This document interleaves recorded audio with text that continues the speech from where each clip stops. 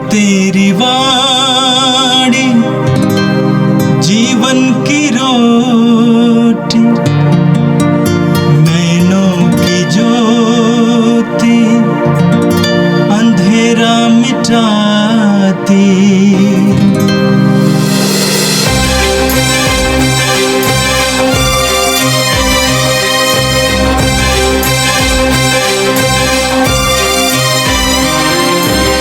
प्रभु तेरी वाणी जीवन की रोटी, नैनों की ज्योति अंधेरा मिटाती।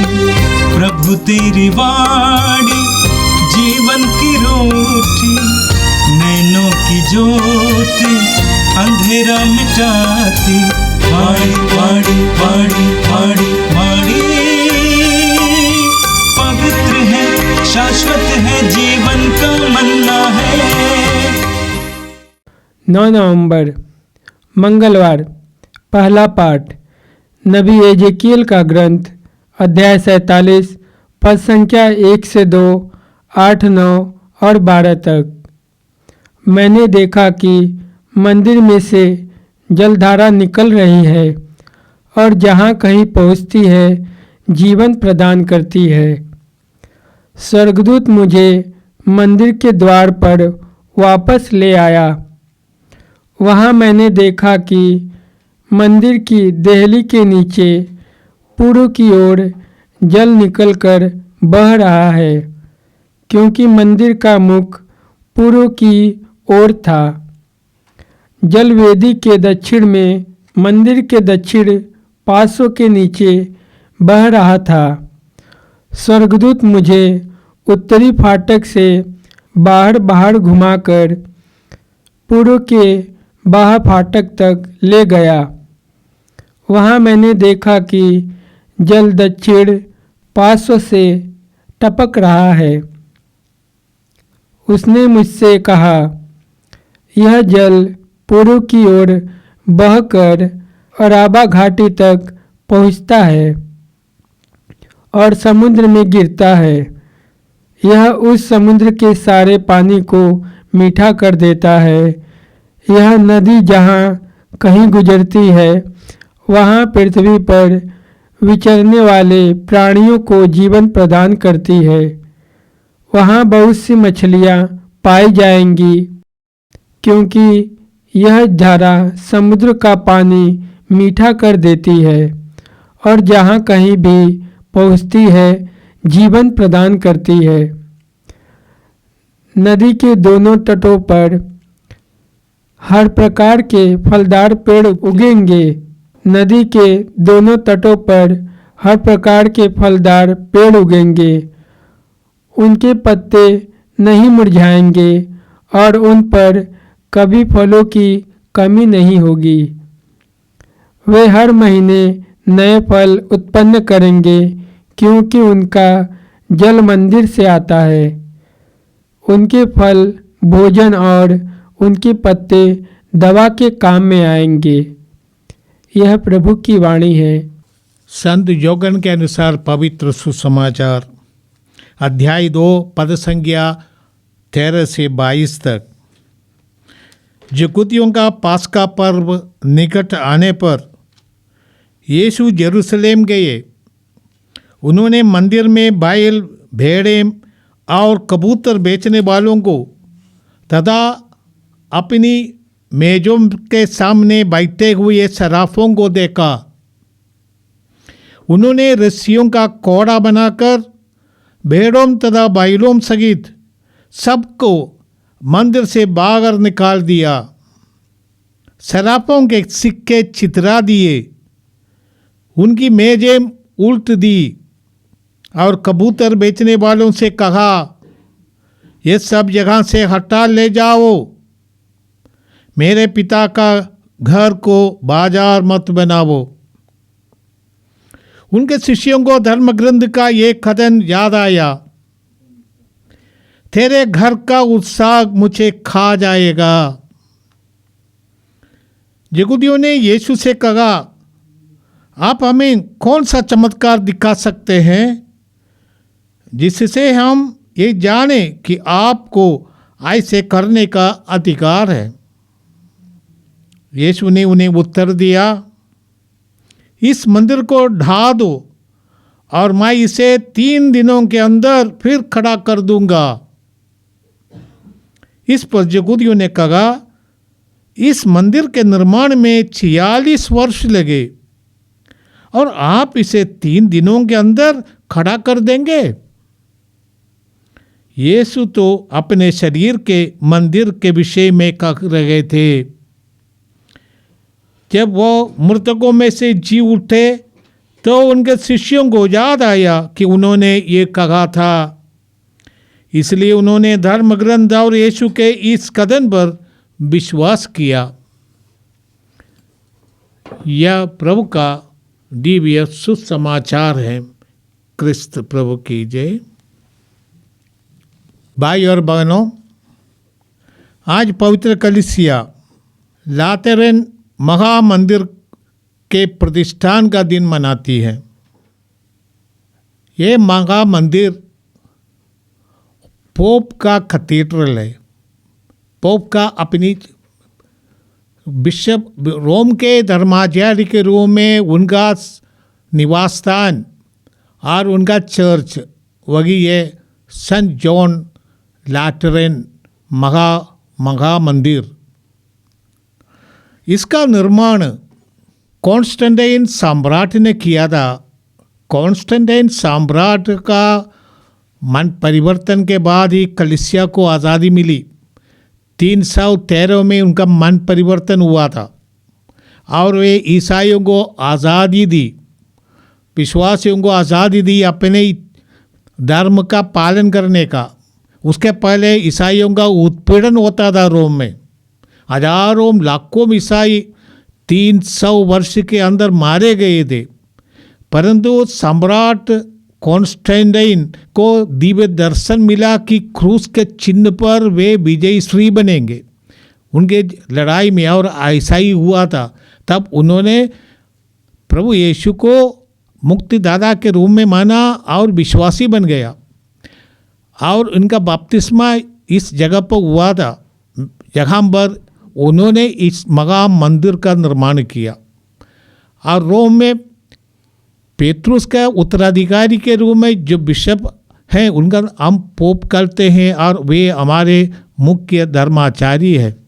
सारे विश्व में यीशु का जो विकर हम बोलते प्रतिनिधि के रूप में मानते हैं और वे यहाँ पर इन मंदिर का निर्माण करने के बाद वहाँ पर उनका निवास स्थान बना था। और ये मंदिर का निर्माण 324 में हुआ था। इस मंदिर को लातेरन नाम इसलिए आया कि लातेरानी परिवार ने ये जमीन दिया था।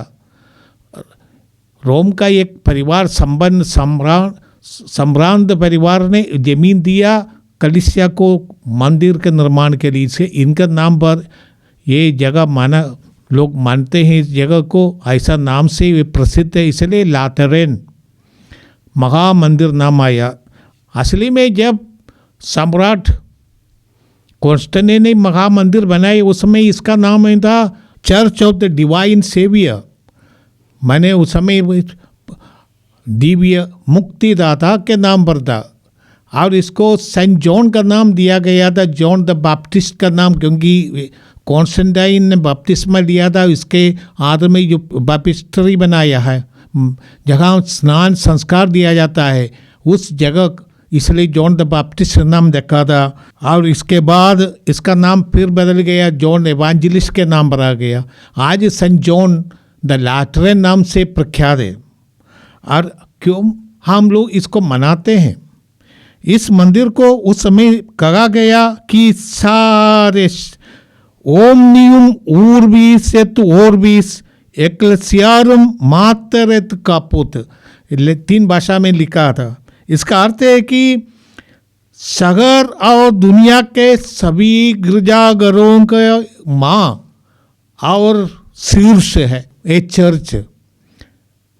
इसलिए इनके सारे विश्व को सभी कलीसियाओं के माँ के रूप में हम संत कलीसिया का शीर्ष संत पिता रोम में निवास करते हैं और उनके साथ हमारा ऐक्य और एकता दर्शाने के लिए हम लोग आज इस पर्व को मनाते हैं। सारे विश्व में इस मंदिर का समर्पण का दिन मनाया जाता है। इसके द्वारा हम एकजुट होकर हम एक ही कलीसिया के सदस्य हैं। यीशु के पवित्र शरीर कलीसिया के रूप में हम मानते हैं और हम मानते हैं संत पिता पोप जिन्हें इनको आप पेतरुस का उत्तराधिकारी सारी कलीसिया का वो शीर्ष है। मैंने इस दुनिया में कलीसिया के शीर्ष प्रभु यीशु है। आज सारे कलीसिया का को ये सबसे महान गडरिया के रूप में मानते हैं इस दुनिया में पोप को, इसलिए हम आज के पर्व मनाते हैं। पूरे कलीसिया के एक रूप है। जेरूसलेम के पवित्र मंदिर के रूप में कलीसिया को हम लोग देख ले। आज का प्रथम पाठ में हम पढ़ते हैं एसेकियल के ग्रंथ से पाठ। एसेकियल का एक दिव्य दर्शन हुआ था। उसने देखा मंदिर के पवित्रतम जगह से, मंदिर की दकेली के नीचे से पूर्व की ओर जल निकलकर बह रहा है नदी के रूप में। एक प्रतीक है ये पवित्र आत्मा का वरदान कलीसिया के माध्यम से पूरे विश्व में फैलने की एक प्रतीक के रूप में उन्होंने ये दर्शन देखा था। प्रभु यीशु ने जेरूसलेम के मंदिर में ये कहा, कोई प्यासा हो तो वह मेरे पास आए, जो मुझ में विश्वास करता है वो अपनी प्यास बुझाए। जैसे धर्म ग्रंथ में लिखा है, उसके अंतःस्थल से संजीवन जल की नदियां बह निकलेगी। ये संजीव जल की नदियां, ये दृश्य नबी एसेकियल ने देखा था। वो कलीसिया का प्रतीक है जिसके माध्यम से पूरे विश्व में आत्मा का फल, आत्मा का अभिषेक, जल रूपी प्रभाग दुनिया को पवित्र करने के लिए और ईश्वर के राज्य के लिए फल उत्पन्न करने के लिए प्रभावित होगा, नदी के समान बगेगा। ये दृश्य नबी ने देखा था और कलीसिया का ये प्रतीक होता है। प्रभु यीशु ने कहा था, योहन का सुसमाचार अध्याय 14 पद संख्या 16 से 18 तक में प्रभु कहते हैं, आत्मा का वे आत्मा को भेजेंगे, सत्य की आत्मा, वो सब कुछ हमें सिखाएंगे, सब कुछ संचालित करेंगे, सबको जीवन देंगे। यही पवित्र आत्मा का एक कलीसिया के माध्यम से सारे विश्व को आत्मा का अभिषेक मिलते हैं। हम कभी कभी देखते हैं जो नदी नहीं बगता है, जो निश्चल रहता है और वो स्टैग्नेंट होने से धीरे धीरे मर जाता है। इस्राएल में जॉर्डन नदी उत्तर से आती है और जो गलीलिया मगा समुद्र है वो समुद्र से होकर फिर नीचे दक्षिण की ओर बगती है और मृत सागर में जाकर बंद हो जाती है। मृत सागर का पानी बाहर नहीं जाता, गलीलिया समुद्र के पानी बाहर जाता है जॉर्डन नदी के रूप में, परंतु मृत सागर का पानी बंद रहता है, इसलिए गंदा हो जाता है। हम भी गंदे हो सकते हैं, आध्यात्मिकता की दृष्टि से कलीसिया भी गंदे हो सकती है, विश्वासियों का समुदाय गंदे हो सकते हैं। उसको नवीन बनाने के आत्मा का अभिषेक चाहिए, पवित्र आत्मा का प्रभाग चाहिए। इसलिए आत्मा जब तक हमारे साथ नहीं है तो हम आगे नहीं बढ़ेंगे। आत्मा का अभिषेक होने से हम नई सृष्टि बन जाते हैं। जीवन से हम जीवन होकर, जीवन से हम प्रभावित होकर हम नए नए फल उत्पन्न करेंगे। ये दृश्य एसेकियल को मिला था। आज के दूसरे पाठ में कुरिन्थियों के नाम पौलुस का पत्र में पौलुस लिखते हैं कि हम ईश्वर का मंदिर है, हर विश्वासी ईश्वर का मंदिर है और इस मंदिर के निर्माण पूरे कलीसिया को इन मंदिर के रूप में हम देख सकते हैं और इस मंदिर के निर्माण में पत्थर की जरूरत पड़ती है, जिसके बारे में संत पेतरुस का पहला पत्र अध्याय 2 पद संख्या 4 से 8 तक पौलुस लिखते हैं, आप उनके पास आए और जीवंत पत्थरों का आध्यात्मिक भवन बन जाइए। हम इस ईश्वरीय भवन का पत्थर है। हर पत्थर का अपने अपने योगदान देना है। ईश्वर का भवन का निर्माण के लिए योगदान देना पड़ता है। और हम विश्वासी एक प्रकार के ईश्वर का मंदिर है, ईश्वर का आत्मा में निवास करते हैं। ये इस बात को आज के पाठ में संत पौलुस हमें याद दिलाते हुए ये कहते हैं, आप लोग ईश्वर का मंदिर है और इसमें ईश्वर का आत्मा निवास करते हैं। हमें चाहिए कि हम आत्मा का मंदिर बने। प्रभु यीशु ने कहा, सच्चे आराधक आत्मा और सच्चाई से पिता की आराधना करते हैं। हमारी आराधना, हमारी पूजा, हमारी प्रार्थनाएं, ये सब आत्मा से अनुप्राणित होना चाहिए और इसके अनुसार हमारा जीवन परिवर्तित होना चाहिए।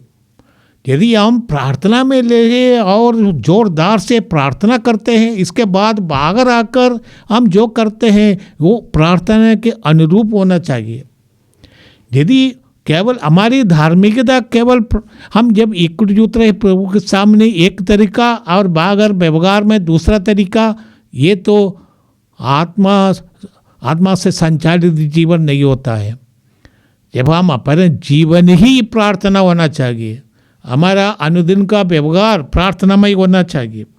इसलिए हमें अपने आध्यात्मिक मंदिर को सदा नवीन करते रहना है।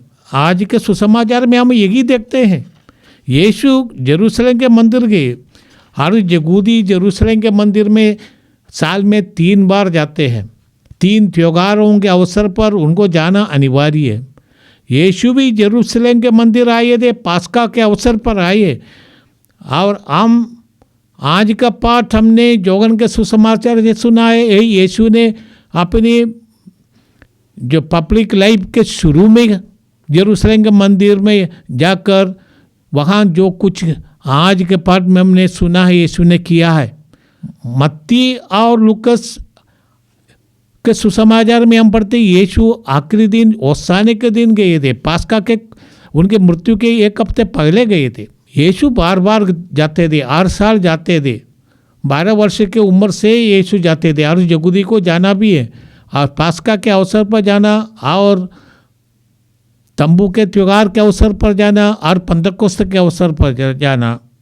और मेरी भारी संख्या में लोग आते हैं और यहूदी अपने जीवन में ये तीर्थ यात्रा के युग में यरूशलेम मंदिर जाना पसंद करते थे। यरूशलेम का ये मंदिर सबसे पहले सोलोमन ने बनाया था। यीशु के पूर्व लगभग 1000 वर्ष पहले सोलोमन ने ये मंदिर बनवाया और इसके बाद बाबिलोन के राजा नबूकदनेस्सर ने तोड़ दिया और नया मंदिर का निर्माण 17 साल के बाद जरुब्बाबेल के द्वारा किया गया था। एक नया मंदिर का निर्माण हुआ था। ये यीशु के पूर्व लेके वो 500 वर्ष पहले।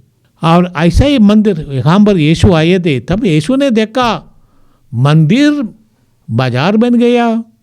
और मंदिर के लोग ऐसे कहते थे, गरीब किसान अपने बकरी या अपना कोई जानवर को लाते हैं बलिदान के रूप में चढ़ाने के लिए, तब मंदिर के प्रबंधक लोग बोलेंगे उसमें ये त्रुटि है वो त्रुटि है, इसलिए आप मंदिर के दुकान है उधर से अपने लिए पशु कर दो। यीशु ने देखा ये सब शोषण है, ये सब पाखंड है, इसलिए यीशु ने कोड़े बनाए रस्सी से और इन जानवरों को और बेचने वालों को दूर भगाया। ये सब देखकर यीशु ने सोचा ईश्वर का मंदिर को इतना अपवित्र कर दिया है लोगों ने, इसलिए कोड़े लगाकर सबों को भगाया। कहा था ये प्रार्थना का घर है, ये बाजार नहीं। यीशु ने जो कहा ये हमारे जीवन में भी सार्थक है। हम भी ईश्वर के लिए समय नहीं देता। रविवार के दिन पवित्र रखने का दिन है, हम इतना व्यस्त रहते हैं दुनियावी बातों पर, बिजनेस में, व्यापार में, हर धंधे में हम लोग करते हैं। ईश्वर के लिए समय नहीं। हम ईश्वर का मंदिर को पवित्र रखना भूल जाते हैं। ईश्वर का मंदिर को हम अपवित्र करते पाप के द्वारा, हर प्रकार की बुराइयों का निवास स्थान बना देते हैं। सोच के द्वारा, अपने व्यवहार के द्वारा हम ईश्वर का मंदिर को अपवित्र कर देते हैं। और ईश्वर का मंदिर ये भी पवित्र कलीसिया भी ईश्वर का मंदिर है। और इसको पवित्र रखने की जिम्मेदारी केवल फादर का या बिशप का नहीं है, हम हर एक विश्वासी का जिम्मेदारी होती है कि हम ईश्वर का मंदिर को, पवित्र कलीसिया को हम सदा पवित्र रखें, उसको आत्मा का स्रोत बना दे। आत्मा का अभिषेक ही हमें पवित्र रखने में सहायक होता है। बिना आत्मा की प्रेरणा से कलीसिया भी परिवर्तन नहीं होगा। कलीसिया को भी और हम लोगों को भी हर दिन नवीकरण की क्रिया से जुड़े रहना पड़ता है। हमको हर दिन अपने को नया बनाने की जरूरत है। आध्यात्मिक रूप से हर प्रकार की बुराई को हटाना ये तो आसान नहीं है। बोलना तो आसान है, परंतु करना एक जिम्मेदारी के रूप में करना पड़ता है। और ये जिम्मेदारी जब हम अपना जिम्मेदारी समझेंगे तब हम करेंगे, इसकी ज़रूरत हम समझेंगे तब हम करेंगे। आइए हम प्रार्थना करें। ये प्रभु, हम तुझे धन्यवाद देते हैं, तूने आत्मा का अभिषेक यीशु के माध्यम से हमें दिया है। यीशु ने अपने शिष्यों को दिया, आत्मा को ग्रहण करो, वो आत्मा को भेज। ये प्रभु, हमारी आध्यात्मिकता कभी भी स्टैग्नेंट ना हो जाए। स्टैग्नेंट होने से, रुक जाने से वो समाप्त हो जाएगा। आध्यात्मिकता कार्यशील होना चाहिए। हमारी आध्यात्मिकता को तो कार्यशील बनाए प्रभु, ताकि हम अपने जीवन के द्वारा, सेवा के द्वारा यीशु का संदेश लोगों को दे सके। ये प्रभु, हमारे आपसी रिश्तों को तू शुद्ध कर। और झगड़ा होते, परिवारों में भी झगड़ा होती है, कलीसिया में झगड़ा होती है और समाज में झगड़ा होती है। आपसी रिश्ता स्वार्थ के बस टूट जाते हैं। ये प्रभु, तू सबों को परिवर्तित करके ये ईश्वर का राज्य की स्थापना हमारे दिल में, हमारे परिवार में, हमारे कलीसिया में शुरू हो। ये प्रभु, हम पवित्र आत्मा का निवास स्थान है। तूने पवित्र आत्मा को देकर हमें अपना निवास स्थान बना दिया प्रभु। सदा पवित्र आत्मा की प्रेरणा से जीने की हमें शक्ति दे। पवित्र आत्मा हमारा नियंत्रण करे, ताकि हमारा व्यक्तिगत आध्यात्मिक जीवन, जो ईश्वर का मंदिर के रूप में तुमने कहा, हमारे जीवन सफल हो जाए। ये प्रभु, हमारे परिवार को, हमारे एक लोकल कलीसिया के समाज को तू जीवन और सशक्त बना। अभिषेक पूर्ण जीवन के द्वारा एक कलीसिया को तो संसार की ज्योति बना दे प्रभु। ये प्रार्थना हम करते हैं हमारे प्रभु क्रिस्त के द्वारा, आमीन। प्रभु तेरी वाणी जीवन की रोटी, नैनों की ज्योति अंधेरा मिटाती। वाणी वाणी वाणी वाणी वाणी, पवित्र है, शाश्वत है, जीवन